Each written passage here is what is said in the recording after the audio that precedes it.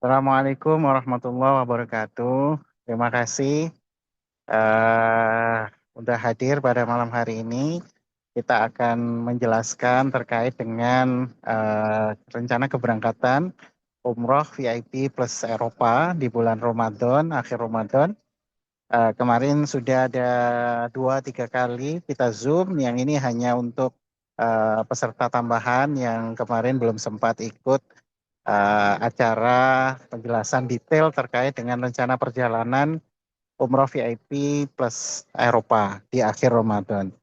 Nah, sebelum saya akan menjelaskan detailnya, mari kita saksikan dulu video profil dari Bin Ali Travel berikut ini. Silakan.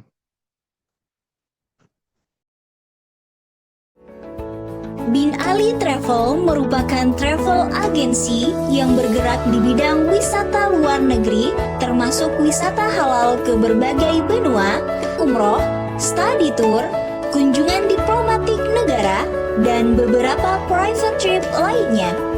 Berdiri pada tahun 2017, Bin Ali Travel telah memberangkatkan ratusan jamaah umroh dari Indonesia, mengantarkan banyak traveler untuk berwisata halal ke benua Eropa, Afrika, Amerika, Australia, dan negara-negara Asia.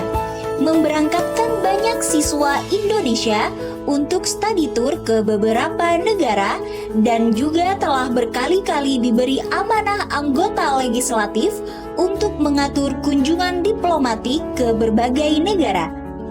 Bin Ali Travel siap mengedepankan kualitas layanan, dan moto kami adalah melayani dengan hati. Assalamualaikum warahmatullahi wabarakatuh. Saya Kang Aher, alhamdulillah dari Model Tanah Air. Pelayanannya nyaman, ramah, jelas, komunikatif, dan responsif, luar biasa. Bin Ali Travel melayani dengan hati. Terima kasih Bin Ali Travel. Harga kaki 5 pelayanan bintang 5. Alhamdulillah, terima kasih Bin Ali Travel yang telah memfasilitasi kami umroh beserta rombongan dari Pasuruan dan sekitarnya. Alhamdulillah, bahagia. Saya rasa ini layak untuk direkomendasikan kepada saudara-saudara, sahabat, dan organisasi yang lain. Yang paling berkesan itu adalah makanannya asli rasa Indonesia, jadi nggak perlu nambah-nambah biaya untuk jajan-jajan lagi. Recommended banget, terutama buat mbah-mbah ini yang gaptek. Insya Allah aman. Mudah-mudahan lancar, barokah, manfaat, dan juga umrah mabrur. Terima kasih Bin Ali Travel, semoga tambah hijau. Assalamualaikum warahmatullahi wabarakatuh. Terima kasih. Eh, saya akan jelaskan untuk rencana perjalanan. Mohon dibantu untuk slide-nya ya, Pak Hikmah.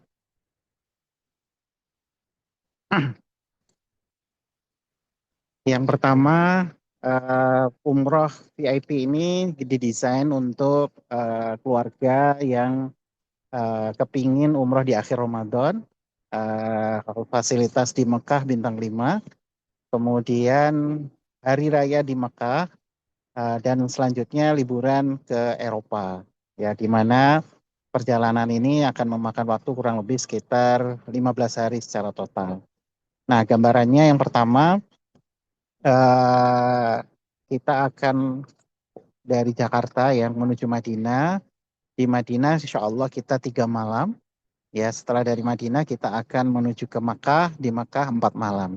4 malam ini kita akan full nanti di ibadah bulan Ramadan dan Hari Raya Idul Fitri. Nah, kemudian mohon maaf, ini kebetulan pas lagi di Madinah ada azan, kita break sebentar.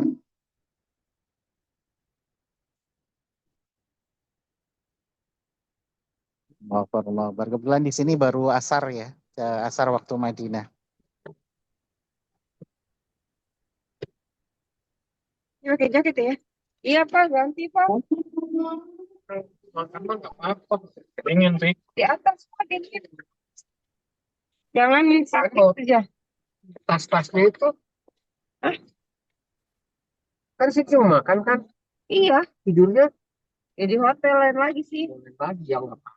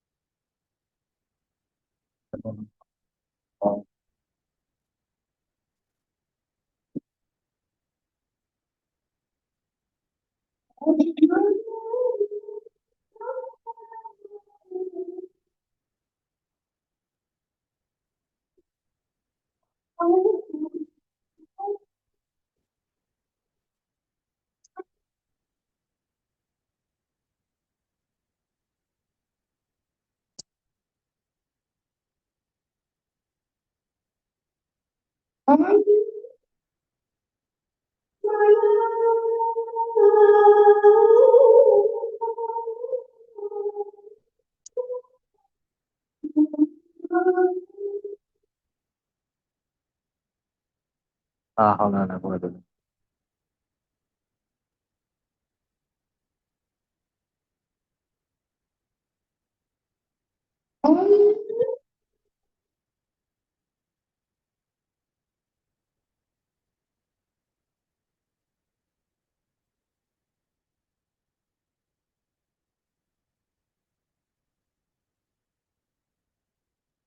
Ah, haula wala quwwata illa billah.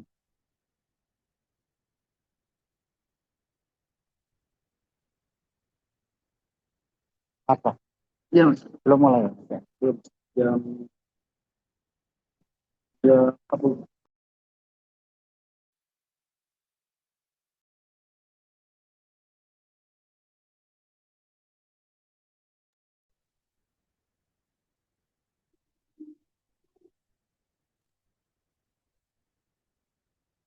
Ah, haula wala quwwata illa billah. Ah, haula.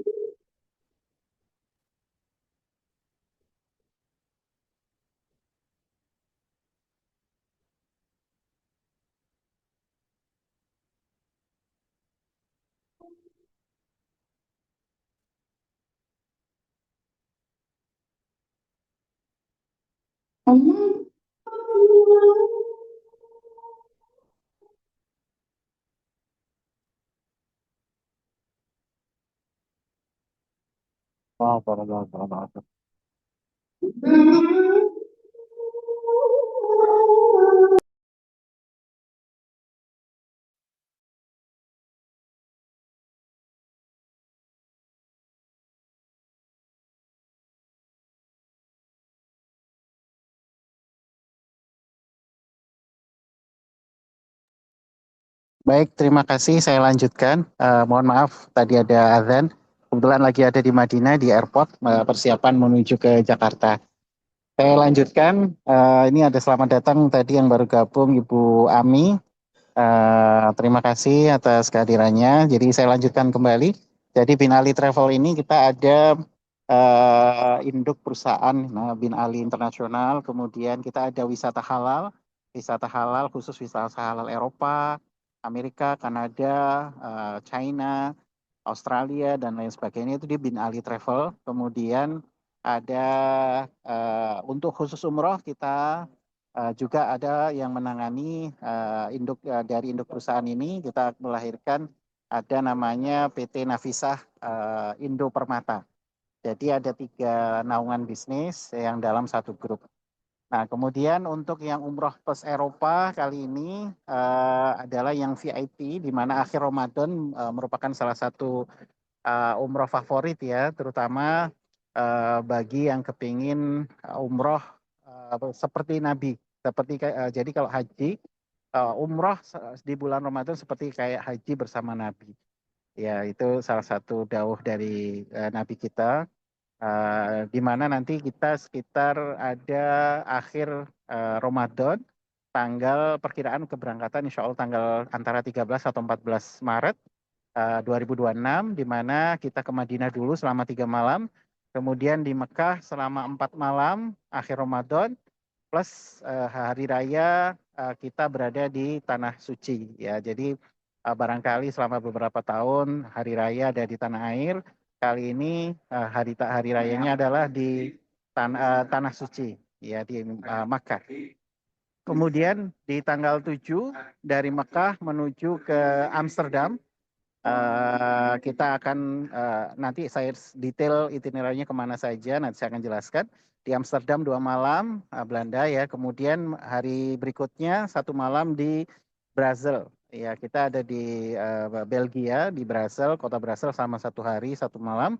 Kemudian besoknya lagi itu perjalanan darat kita pakai kendaraan dari private kendaraan dari Amsterdam ke Brussels itu kira-kira sekitar 2 jam, 2 jam lebih sedikit. Kemudian dari Brussels ke Paris antara 2 sampai 3 jam.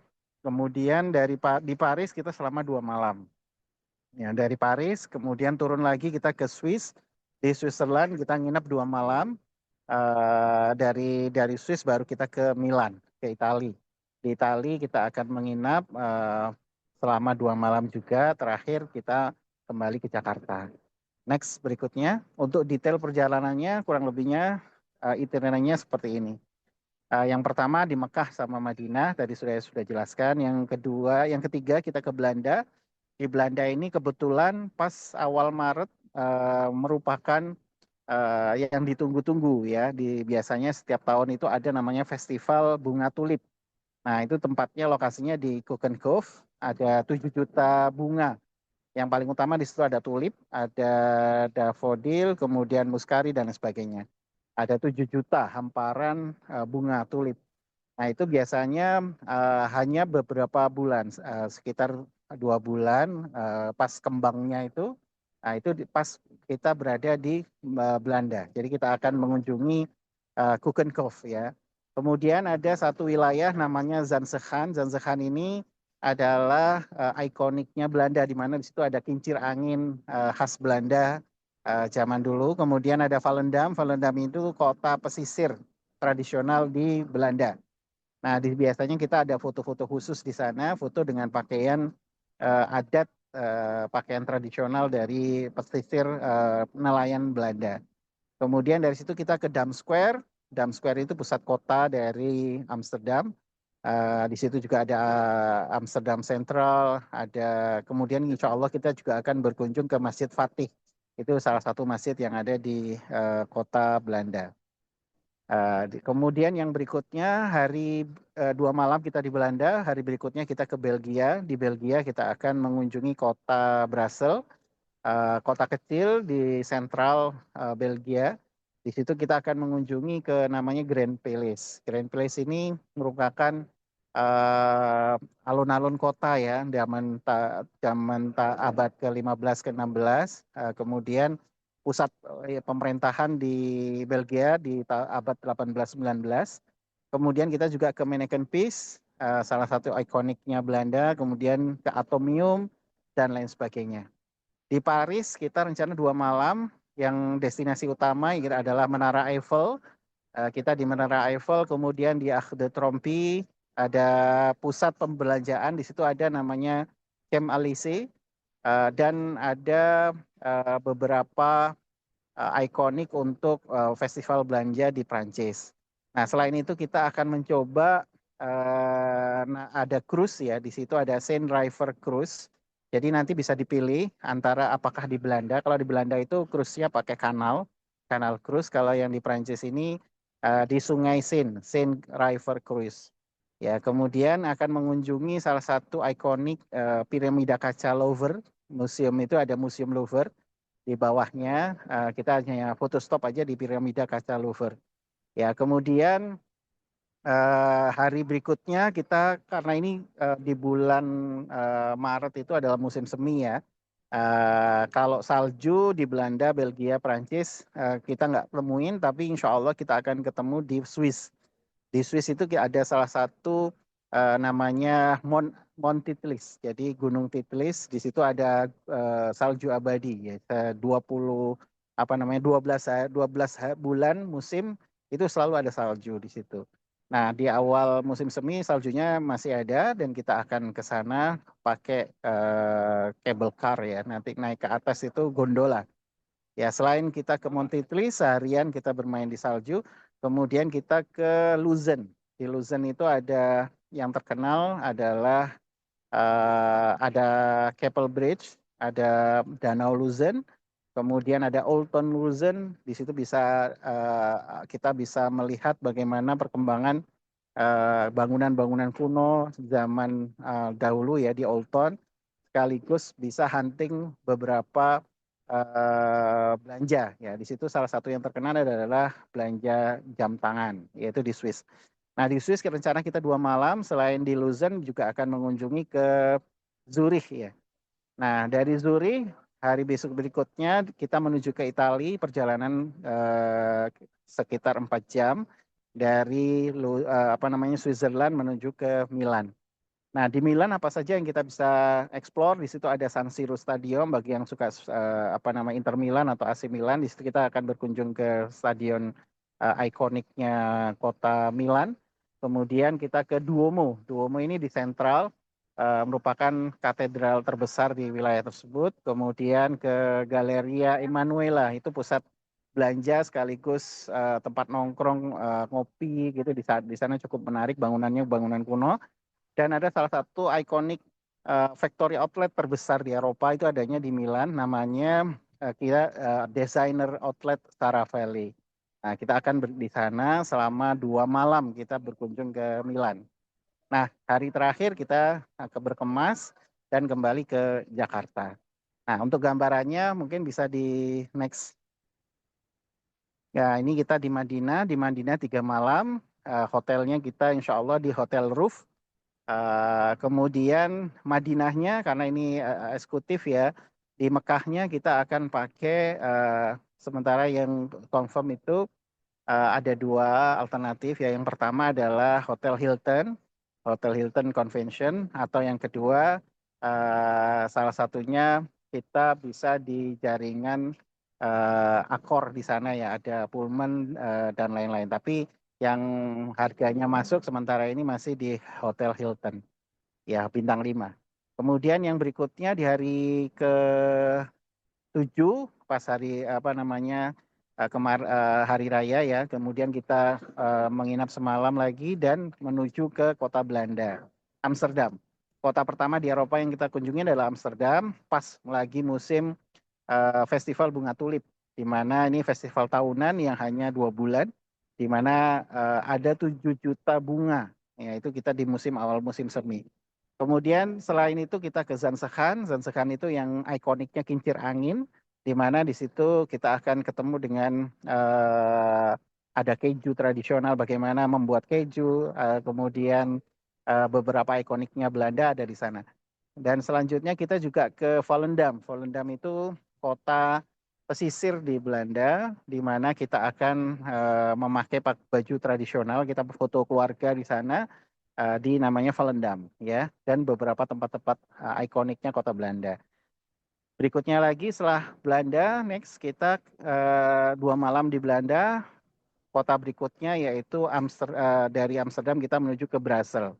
Ya, di Brussels atau Brussels ini Belgia next. Admin mohon dibantu.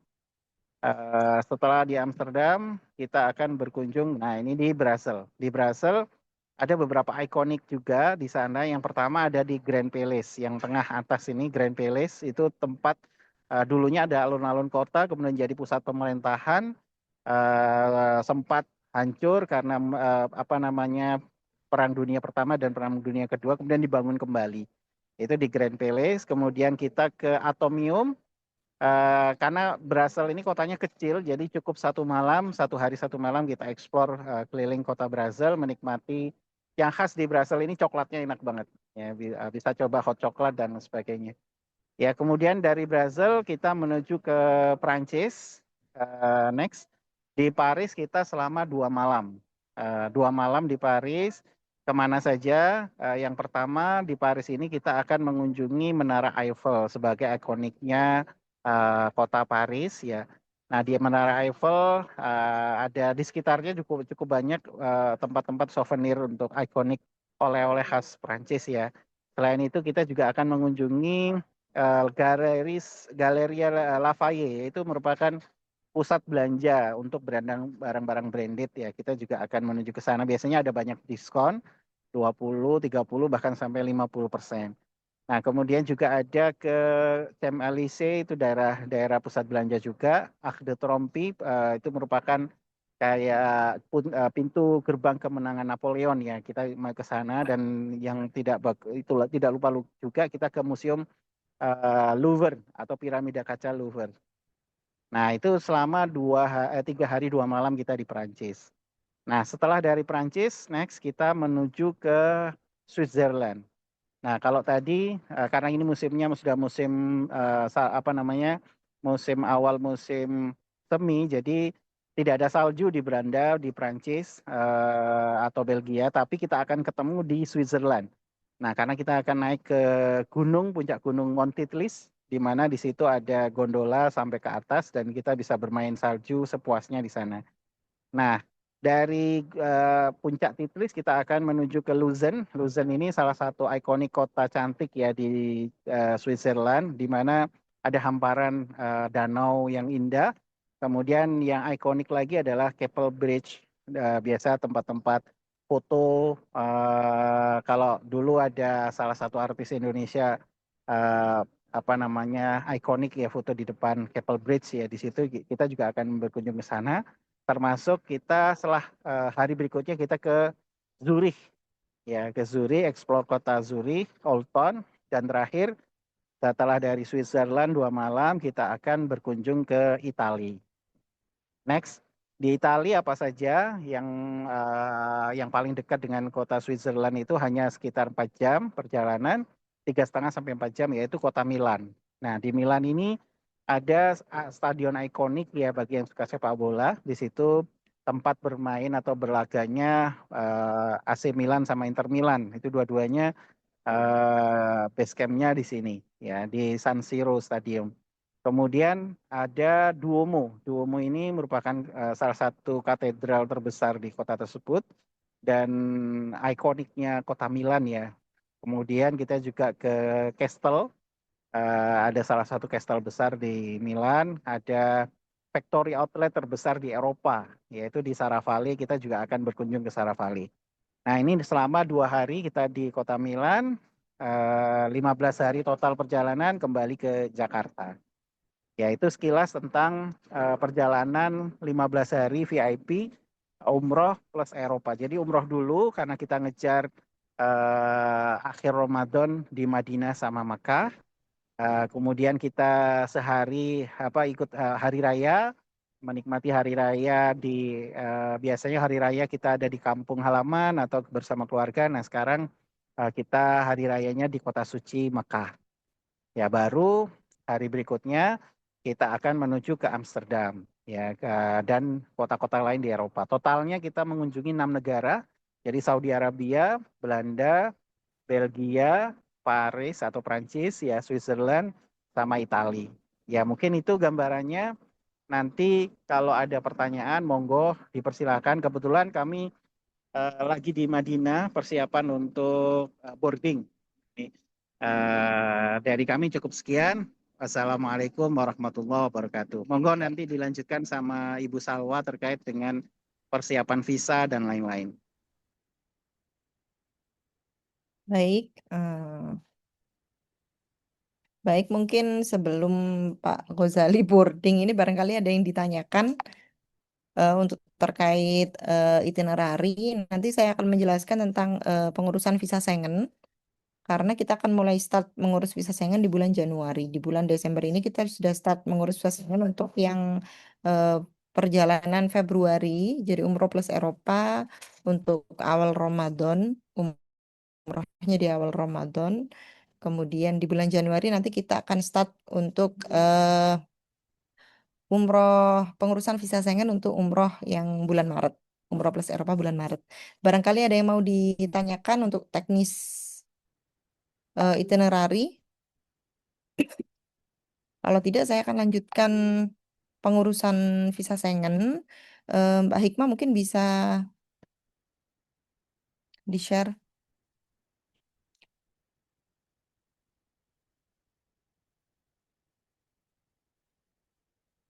Oke, terima kasih Mbak Hikmah. Assalamualaikum warahmatullahi wabarakatuh. Oke, ada sebentar. Ada pertanyaan untuk handling koper gimana Kak? Handling koper Mekah di Mekah dan juga di Jakarta kita udah include ya. Tapi kalau untuk di Eropa handling koper sendiri. Kalau untuk di di Saudi Arabia dan juga di Indonesia kita sudah include. Jadi harga itu sudah termasuk handling koper, tip driver, termasuk juga kendaraan dan lain-lain. Gitu ya Mbak Mi ya. Mau tanya Ibu, Oh iya iya Pak Ari. eh, yang pertama itu kan insya Allah nih bareng istri. Ini kalau di Mekah atau di Madinah, misalnya mau request kamar itu, saya berdua Mm-mm. aja gitu. Itu ada tambahan ini nggak pembiayaan tuh.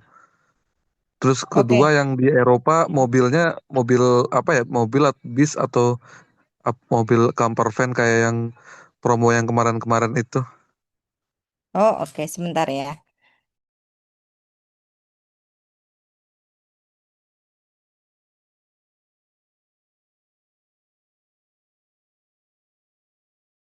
Oke, terima kasih pertanyaannya Mas Ari. Jadi Mas Ari untuk hotel di Mekah Madinah dengan harga segitu kita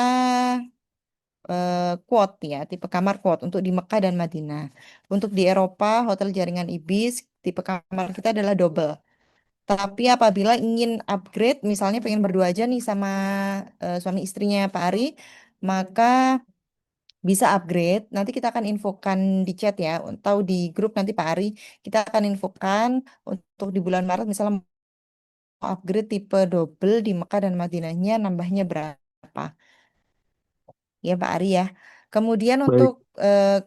kebetulan di Binali Travel kan ada kalau plus Eropa kita ada dua macam ya. Ada yang camper van Europe trip, ada yang umroh plus Eropa standar lah. Dan kita ini yang standar, malah yang VIP ya karena hotelnya pas di Mekahnya bagus. Jadi umroh plus Eropa yang ini kita kendaraannya makai Mercedes Sprinter. Jadi kita insya Allah maksimal 20 orang atau di bawah itu. Kalau di atas itu kita pakai bus. Kalau di bawah 20, di bawah 19 kita pakai Mercedes Sprinter yang paling besar yang udah muat sama koper-kopernya juga. Itu Mas Ari ya. Oke, ada pertanyaan lain? Oh ini, untuk Pak Hozali bagasi standar 23 kilo per pax.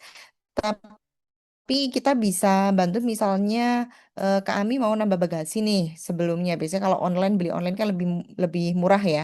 Jadi Kak Ami misalnya mau beli bagasi, kita bisa memfasilitasi. Nanti kita akan infokan kalau misalnya beli online sebelum kita di hari H keberangkatan nanti berapa per piece bagasinya untuk tambahan biayanya. Gitu Kak Ami ya. Untuk pesawatnya kita antara tiga pesawat, kalau nggak Etihad, Emirates, Qatar. Jadi di antara tiga maskapai itu. Oke, kita bisa lanjut ya. Atau ada pertanyaan lain? Nggak ada? Oke, kita lanjut ya. Jadi saya akan menjelaskan tentang persyaratan visa Schengen. Mungkin Bapak Ibu ada yang sudah pernah memiliki visa Schengen sebelumnya, ada yang baru kali. Jadi mungkin yang meraba-raba ya, visa. Oke, suara saya bisa didengar ya, karena unstable ini tulisannya. Bisa didengar ya? Baik, Mak, suara saya bisa didengar nggak? Nggih, bisa, bisa nih. Bisa ya? Oh, oke, oke. Jadi, Bapak Ibu, jadi di Eropa itu ada beberapa negara, ada banyak negara di Eropa. Gimana caranya urus visa untuk atau izin untuk bisa masuk ke negara di Eropa? Apakah kalau ke Belanda maka izinnya sendiri, ke Jerman izinnya sendiri, ke Swiss izinnya sendiri? Tidak. Jadi kalau kita mau ke negara Eropa, ke Schengen countries, itu kita izinnya cuma satu. Kita urus visa namanya visa Schengen, izin untuk masuk ke negara Eropa. Jadi kalau kita udah punya visa Schengen, kita bisa masuk ke tidak hanya satu negara Eropa, tapi semua negara Eropa, mau Eropa Barat, Timur, Tengah ya. Kemudian di negara apa kita akan urus visa Schengen? Kita bisa pilih salah satu negara atau kedutaan yang ada di Indonesia. Bisa di Belanda, bisa kedutaan Swiss. Cukup daftarnya melalui satu, apply melalui satu negara aja. Kemudian stepnya gimana sih untuk cara mengurus visa Schengen? Step untuk mengurus visa Schengen itu yang pertama adalah kita lakukan namanya payment dulu. Jadi payment baru kemudian kita bisa tag tanggal. Jadi visa Schengen itu kita harus biometrik. Biometrik itu rekam sidik jari dan menyerahkan berkas-berkas yang nanti akan saya jelaskan ya berkas apa aja. Nah, untuk mengumpulkan berkas-berkas dan rekam sidik jari itu kita nggak bisa sembarangan tiba-tiba datang ke kedutaan Belanda, tapi kita harus tag tanggal dulu. Jadi setelah payment kita bisa tag tanggal secara online. Setelah tag tanggal, misalnya yang available ini tanggal 1 Januari, tanggal 5 Januari nih, baru kita bisa klik tanggal 5 Januari itu jam berapa di sana nanti juga akan ditentukan dan kita harus datang on time. Kita bisa pilih antara ke Surabaya di Surabaya atau Jakarta. Surabaya juga ada beberapa kedutaan. Di Jakarta juga ada lebih banyak lagi pilihan kedutaannya. Tapi yang kita sarankan adalah melalui kedutaan Jakarta. Dan kita sarankan kita apply-nya in a group ya. Jadi nanti ada cover letter dari travel, kemudian menyatakan bahwa atas nama ini akan mengikuti trip bersama Bin Ali Travel pada tanggal sekian sampai sekian gitu ya. Ke negara mana saja sekaligus dilampirin itinerary, kemudian bukti reservasi dan lain-lain. Jadi kita sarankan in a group. Kenapa? Karena kalau in a group ada cover letter dari travel itu lebih meyakinkan mereka untuk bisa kasih kalian approve. Jadi berkas-berkas apa? Oh iya sebentar. Satu lagi, kita kan tadi udah payment tuh. Jadi perlu Bapak Ibu ketahui bahwa visa Schengen itu kalau kita setelah melakukan payment, kalau hasil akhirnya itu kita ditolak oleh mereka, maka uang yang sudah kita bayarkan ke mereka, baik itu asuransi yang udah kita beli buat asuransi dan juga uang yang kita beli buat beli visa mereka itu mereka nggak akan kembalikan. Jadi kita apply, kita bayar, mau ditolak, diterima, uang kita ya tetap nggak akan mereka kembalikan. Jadi berkas apa aja sih yang akan dikumpulkan saat visa Schengen? Yang pertama adalah paspor asli. Jadi kita ke sana bawa satu bundle data. Yang pertama adalah isi paspor asli kita yang masih berlaku. Paspor asli yang masih berlaku atau terbaru. Kemudian yang kedua adalah satu paspor lama terakhir. Jadi kita sarankan satu paspor lama terakhir diinkludkan juga. Kenapa? Karena biar bisa kelihatan history travel kita. Kalau memang kita sebelumnya pernah kemana-kemana, jadi mereka biar tahu. Kalau gimana nih misalnya paspor lamanya udah nggak ada, udah hilang, ya nggak apa-apa mau gimana lagi ya. Jadi cukup satu paspor aja. Kalau memang yang poin 1B nggak ada. Kemudian yang kedua adalah fotokopi paspor poin 1A dan 1B. Jadi fotokopi paspor terbaru dan fotokopi paspor lama. Apa aja yang difotokopi? Yang pertama adalah halaman biodata. Halaman biodata yang ada fotonya Bapak Ibu. Kemudian halaman endorsement, halaman 45 yang biasanya ada tambahan nama. Mau kosong, mau ada tambahan nama, tetap harus difotokopi halaman 45. Kemudian halaman yang ada visa Amerika, Kanada, Schengen, UK, Australia, New Zealand. Plus cap in out-nya. Jadi misalnya Bapak Ibu pernah punya visa Amerika, pernah punya visa Kanada, pernah punya visa Schengen sebelumnya, atau yang di paspor lama misalnya, itu tetap harus dilampirin saran kami karena itu sangat mendukung wah orang ini history travelnya lumayan nih. Kayak gitu. Kemudian cap in outnya itu maksudnya apa? Biasanya kalau kita masuk imigrasi kan ada cap ya, cap tanggal kita masuk ke negara tersebut dan cap outnya ke negara tersebut. Kecuali Amerika, kalau Amerika biasanya mereka nggak pakai stempel, mereka pakainya elektrik ya. Jadi nggak perlu kita ngelampirin karena dicari juga nggak bakalan ketemu. Terus visa Australia itu biasanya nggak tertempel di paspor, tapi berupa PDF, biasanya dikirim ke email kita. Jadi kita lampirin aja fotokopi PDF visa Australia yang pernah kita punya. Kemudian yang D, poin D adalah halaman tanda tangan. Jadi Bapak Ibu biasa di paspor halaman belakang sendiri itu ada namanya kolom tanda tangan. Nah, namun kadang-kadang ada beberapa paspor yang tidak di situ nggak ada kolom tanda tangannya. Jadi ada kolom tanda tangan mana ya contoh punya saya. Nanti saya tunjukin deh terakhir. Jadi kalau ada kolom tanda tangannya nanti bisa ditandatanganin baru kemudian di scan. Jadi harus ada. Kalau nggak ada paspor kita nggak diterima sama mereka. Kemudian bawah lagi Mbak Ikmah. Oke, penting juga pastikan masa berlaku paspor kita minimal 6 bulan setelah kedatangan dari Eropa. Misalnya kita mau ke sana bulan Maret nih, berarti April, Mei, Juni, Juli, Agustus, September. Minimal bulan September, masa aktifnya bulan September 2026. Kemudian pastikan minimal ada 2 halaman kosong di paspor. Ya, jadi paspornya nggak boleh full, minimal ada 2 halaman kosong. 2 halaman kosong aja itu udah bisa. Kalau 1 halaman kosong, mereka nggak mau karena mereka butuh buat nempel visanya, kemudian cap in outnya untuk di halaman berikutnya. Selanjutnya, kemudian kita juga harus ngelampirin fotokopi. Fotokopi apa aja? Yang pertama adalah fotokopi KTP. Fotokopi KTP, kemudian ada lagi fotokopi KK yang ada barcode-nya. Harus ada KK yang sudah ada barcode-nya. Kalau belum ada barcode, segera urus ke Dispenduk Capil terdekat untuk tukar. Kemudian akte nikah dalam satu page ya. Jadi jangan bagian foto sendiri, bagian data diri sendiri. Jadi jadikan satu page. Akte nikah bisa akte nikah suami atau istri, terserah. Karena isinya sama aja. Akte lahir diwajibkan untuk anak-anak. Kopi paspor orang tua dalam satu page diwajibkan untuk anak-anak. Kopi visa Schengen orang tua dalam satu page diwajibkan untuk anak-anak apabila orang tuanya punya visa Schengen. Kemudian kopi KTP orang tua dalam satu page, jadi bapak ibu jadiin satu page gitu ya. Itu untuk anak-anak. Kemudian selanjutnya surat keterangan. Nah, poin 4 ini adalah surat keterangan. Bapak Ibu bisa memilih salah satu. Jadi bisa surat keterangan bekerja, misalnya bekerja bisa pilih surat keterangan bekerja. Kemudian kalau ada kartu karyawannya bisa dilampirin.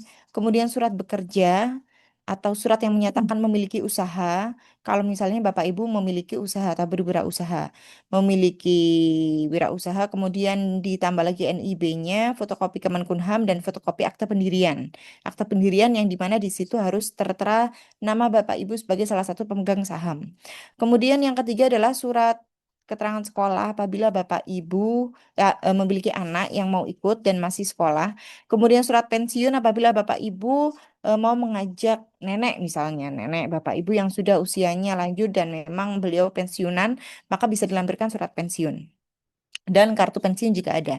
Surat wajib dalam bahasa Inggris. Misalnya nih, Bapak Ibu keberatan tidak bisa membahasa Inggriskan suratnya, kantornya juga nggak bisa bahasa Inggris kan. Kami bisa membantu untuk bikinkan draft surat tersebut dalam bahasa Inggris. Kemudian dalam surat tersebut juga wajib mencantumkan tanggal trip dan untuk tujuan turis. Jadi misalnya di surat tersebut, kalau misalnya kita bikinkan draft nih, biasanya kita selalu ngelampirin tulisan kayak gini. She will be traveling to misalnya Netherlands and other Schengen countries from tanggal berapa to tanggal berapa gitu ya, for tourist for vacation gitu misalnya. Kemudian suratnya ditujukan harus tertera di situ ditujukan ke embassy mana. Jadi nanti di bulan Januari kita akan sepakati kita akan apply dari kedutaan mana. Kemudian di situ kita tulis Embassy of misalnya Netherlands ya Embassy of Kingdom of Netherlands ya. Kemudian yang di bawah lagi Mbak Hikmah.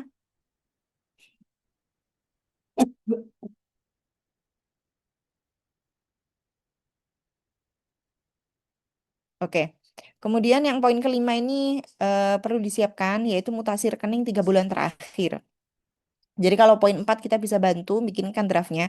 Kalau poin 5 ini benar-benar ini adalah milik atau properti Bapak Ibu sendiri ya, yaitu mutasi rekening 3 bulan terakhir. Jadi rencana kita kan akan apply bulan Januari, sehingga kita harus melampirkan mutasi rekening 3 bulan terakhir sebelum Januari, sehingga bulan Oktober, November, Desember kita harus melampirkan 3 bulan terakhir. Saran dari kami adalah ini berdasarkan pengalaman kami, untuk saldo yang ada di rekening itu minimal berkutat di antara 50 juta. Kalau misalnya rekeningnya itu atas nama satu orang. Nah, jadi berkutat di angka 40-50 juta. Kemudian Bapak Ibu bisa print di customer service bank atau di print sendiri di kertas A4. Kemudian setelah itu minta stempel ke customer service, stempel basah dari bank. Kemudian, selain 3 bulan terakhir, kami juga sarankan Bapak Ibu juga mengumpulkan rekening berjalan di bulan pengumpulan berkas. Misalnya Januari. Di bulan Januari misalnya Bapak Ibu pengumpulan berkas tanggal 15, maka Bapak Ibu bisa print e-statement yang ada di HP mulai dari tanggal 1 Januari sampai tanggal 13 atau 14 Januari. Di print tanpa stempel bank nggak apa-apa. Kalau kalau rekening yang berjalan di bulan tersebut. Gimana nih misalnya anak saya gimana dong mutasi rekeningnya? Atau ada yang ngajak aktif, nah atau saldonya kurang. Itu gimana caranya? Maka kita bisa includekan mereka sebagai pihak yang disponsori oleh suami atau bapak. Kalau disponsori, ibu rumah tangga tersebut atau anak tersebut bisa mengumpulkan atau tidak mengumpulkan mutasi rekening. Namun, mereka harus melampirkan yang pertama, mutasi rekening 3 bulan terakhir pemberi sponsor. Kalau istri berarti misalnya suaminya. Jadi mutasi rekening suaminya yang harus dilampirin. Kami sarankan mutasi rekening asli yang berstempel bank. Jadi misalnya tadinya ngeprint 1 kali, jadi harus ngeprint 2 kali mutasi rekeningnya suaminya. Yang satu buat aplikasi dia sendiri, yang satu dibuat sponsorship buat istri. Kemudian distempel di bank. Kemudian yang selanjutnya, yang disponsori tadi harus melampirkan fotokopi KTP dan paspor pemberi sponsor. Jadikan 1 page. Jadi misalnya istri tadi mau disponsori suami, maka juga harus melampirkan KTP dan paspor suami di copy dalam 1 page. Kemudian juga beri sponsorship letter dalam bahasa Inggris tanda tangan basah. Jadi sponsorship letter dalam bahasa Inggris tanda tangan basah ini isinya nanti menyatakan bahwa Bapak Joko misalnya, Kak, saya yang bernama Bapak Joko, nomor paspor ini, tanggal lahir ini, bekerja sebagai apa gitu di company apa. Sini menyatakan akan mensponsori istri saya dalam trip kami berdua ke negara ini dari tanggal ini sampai tanggal ini kayak gitu. Saya akan menjamin semua akomodasi dan lain sebagainya itu ditulis dalam surat sponsorship letter kemudian ditandatangani basah oleh suami, tidak perlu diberi kop. Kalau poin 4 tadi ya yang surat bekerja itu wajib ada kop, wajib ada tanda tangan basah dan stempel basah. Kemudian yang terakhir adalah foto terbaru standar foto visa Schengen. Jadi foto standar visa Schengen itu yang ukuran 3,5 kali 4,5 berlatar belakang putih bersih, wajah terlihat jelas, lihat ke depan, menempati 70-80% foto seperti foto haji. Kemudian ekspresi netral, tanpa kacamata hitam atau berwarna, tidak ada topi atau penutup kepala kecuali alasan agama. Jadi kalau misalnya pakai jilbab itu masih bisa, tapi agak dimundurin gini ya. Jadi kontur wajahnya biar tetap jelas. Kemudian oke, bawahnya lagi Mbak Hikmah. Kemudian tahap apply visa Schengen bagaimana? Yang pertama adalah melakukan payment visa Schengen 3 juta dan asuransi 500.000. Kemudian submit scan paspor halaman biodata, kirim ke kami bukti transfer dan juga apa namanya submit scan paspor tadi. Sehingga kami bisa mentekan tanggal appointment untuk Bapak Ibu. Setelah itu eh, kemudian take appointment tanggal ke kedutaan. Dipandu oleh tim visa kami, ada Mbak Ria. Kemudian berkas fisik yang tadi saya sebutkan, jelaskan di atas itu tadi, dikirim ke alamat di Jakarta. 4 hari sebelum tanggal appointment harus sudah sampai di sana. Jadi butuh dicek-cek dulu oleh Mbak Ria. Kemudian di hari H appointment menuju Jakarta untuk pengambilan biometrik dan penyerahan berkas. Jadi sangat penting kalau Bapak Ibu udah tag tanggal, tag jamnya, maka harus datang tepat waktu di kantor VFS Jakarta di Kuningan. Kemudian hasil visa Schengen akan muncul 2 sampai 4 minggu atau lebih tergantung kedutaan. hasil ditolak atau diterimanya visa Schengen visa application kita dan masa berlakunya visa Schengen kita itu adalah 100% hak prerogatif kedutaan. Jadi kita nggak bisa jamin nih, Bapak Ibu akan dapat misalnya 5 tahun multiple entry. Nah, itu kita nggak bisa jamin. Tapi berdasarkan pengalaman kami, kalau yang baru apply visa Schengen kemudian di approve, biasanya mereka dapat antara 1 sampai 3 bulan. Kalau yang udah kedua kalinya bisa lebih lama, bisa 6 bulan sampai 1 tahun. Kalau yang udah beberapa kali dalam 5 tahun terakhir ini apply visa Schengen bisa lebih banyak lagi, bisa 2 tahun, malah bisa 5 tahun. Kemarin terakhir kita urus visa Schengen bulan November itu 22 packs. Alhamdulillah ada berapa ya? Sekitar 5 diantaranya dapat 5 tahun multiple entry, yang lain ada yang dapat 2 tahun multiple entry. Kemudian di bawahnya itu yang baru apply pertama kali dapat 1 sampai 3 bulan. Kemudian apalagi ya? Jadi itu ya. Jadi misalnya diterima kita nggak bisa menjamin berapa tahun atau berapa bulan Bapak Ibu mendapatkan masa berlaku visanya. Oke, Bu Ilmi, kalau kita detail apakah masih ada potensi kita? Oke, Bu Ilmi bertanya, kalau misalnya visa kita ditolak, apakah masih ada potensi kita diberi waktu untuk menyanggah atau memperbaiki data sehingga tidak sampai ditolak? Oke, biasanya kalau biasanya kita dapat email atau di sini Mbak Ria ya selaku yang in charge, biasanya kalau ada data yang kurang di notice sih di email misalnya apa. Tapi saat hari ketemu kita biometrik itu data kita dicek satu-satu. Kalau udah komplit, mereka akan bilang oke komplit kayak gitu.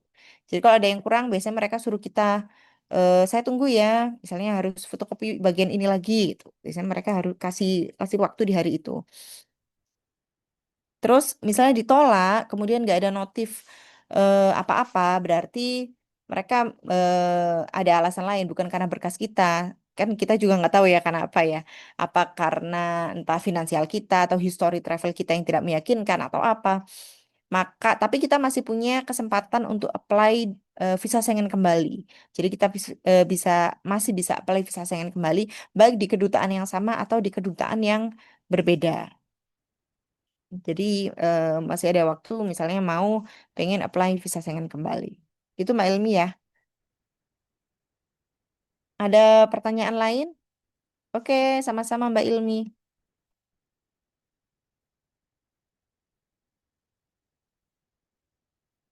Sama-sama Mbak Ilmi. Em, ada pertanyaan lagi yang lain mungkin?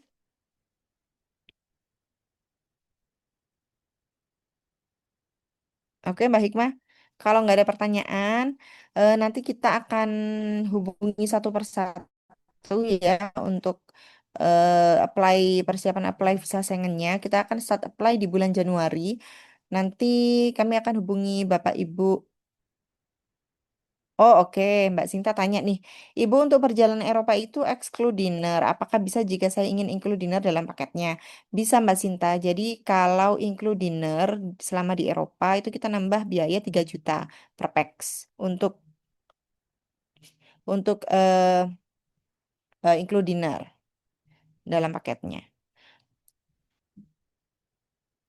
Tapi biasanya kalau teman-teman sih, kalau dinner biasanya mereka pingin nongkrong sendiri di tempat pilihan mereka. Atau ada yang pingin masak sendiri karena kangen Indomie atau kangen nasi masak sendiri. Biasanya ada yang bawa rice cooker kecil gitu. Ada lagi yang lain? Makasih pertanyaannya Mbak Sinta.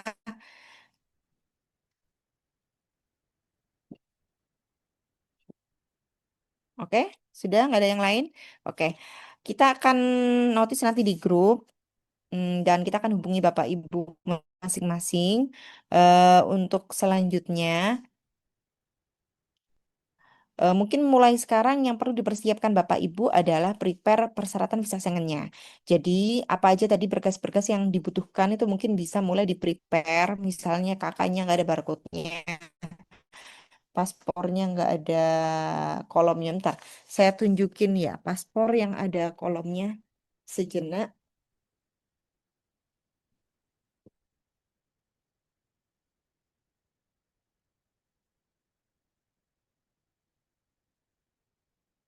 Baik. Paspor yang ada kolomnya kelihatan nggak ya, Hikmah? Oke, gini ya. Oh, nah ini dia. Jadi ada kolom tanda tangannya.